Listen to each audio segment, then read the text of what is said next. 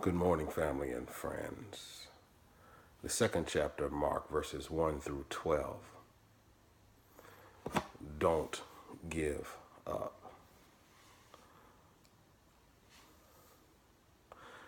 We find here the paralytic man who engaged the services of his four friends to take him down to Peter's mother-in-law's home in Capernaum and tear through the thatch roof to lower him at Jesus' feet.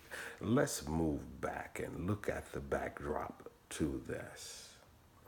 This man was in a dire situation.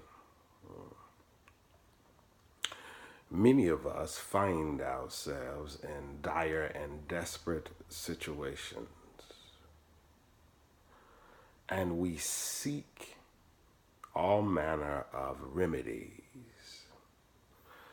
And when we find ourselves in these situations, most of us will leave no stone unturned until we find a solution to our problem. Many of us would believe that the moral of this story is that this man was healed from his paralytic state. But I would proffer to say that the moral of the story is that he did not let anything discourage him from seeking Jesus. Many of us have exhausted all of our options, and so I encourage us that when we find ourselves in these situations and desperate times, that we seek Jesus. For there are things that only Jesus can fix in our life. No other person, no other place, not our intellect, not our friends, not our family, but only Jesus. And many people believe that when we find ourselves in these desperate situations, in these oppressive and dire straits, that it is some bad thing that has occurred. Well, contrary to what many of us believe, that sometimes these situations are good things. It means that we have exhausted all other means and we are forced to find Jesus. We are forced to find Jesus. I often say that there is no miracle that has ever occurred without human effort. The problem is that many of us give up without exerting enough effort to find Jesus in our problem. We focus so much on the problem until we forget who the problem solver is. His name is Jesus. Here in our text again, we find a man who had been paralyzed, and the Bible informs us that he gathered his brothers together when he had heard that the master was in the city and felt that this was the time to make my move. Many of us are in a time like this. We've tried everything else. And so I offer you today a solution to your problems. Don't give up. Try Jesus. And so we find him at the home of Peter's mother-in-law. The way is blocked. This man could have said, there's just too many people here. There's just no way I can get in. I must be destined to be in the state I'm in. Well, I stopped by to tell you, if you are not prospering, if you are not moving forward positively, it is not the state that God would have you to be in.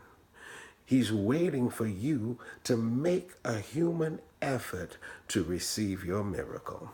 He could have said, brothers, take me back and lay me down where I was begging for alms. But no, no, no, no, no. The block doors, the block windows, the thatch roof, none of them could stop him from finding himself at the foot of Jesus. The place was packed. There was no way to get in, but they made a way out of no way to get to Jesus. So often we're so used to Jesus making a way to get to us until we forget that we've got to put some work in. He could have become discouraged, but he never would have met Jesus, which means he never would have been healed. He could have become dismayed by those in his ear telling him there is no way in. That's your lot in life, man. Don't you know that you must have sinned or your family must have sinned and God is punishing you? Well, I stopped by to tell you that above all things, God desires that we should prosper. Don't give up. Just find Jesus. Jesus is in the midst of every one of our situations. Can you see yourself desperate, trying to find your way to Jesus? Doors blocked. You're thinking prayers are not heard. Petitions unanswered. Well, don't you know that the adversary would have you to give up and stop before you make it to Jesus? I stopped by to tell you, I don't care what it is that's blocking you. Whether it's your job, whether it's your children, whether it's your health, whether it's your finances, whether it's your relationships, you cannot give up until you make it to Jesus. Because I got good news for you. At the feet of Jesus, he will declare for you to pick up your bed and walk. Don't you grow weary of well-doing. Keep trying to press forward. Do not stop. Don't give up until you make it to Jesus. Not only could this man not walk, he could not climb. So he did something, and we will share later 3 things that he did. First thing was, he surrounded himself with people who believed like he believed. The second thing he did was he was not discouraged about what his eyes saw, but he was encouraged about what was birthed and purposed in his heart and determined not to give up. The third thing, he literally laid his petition from the Lord, in front of the Lord. Don't give up. God bless and keep you.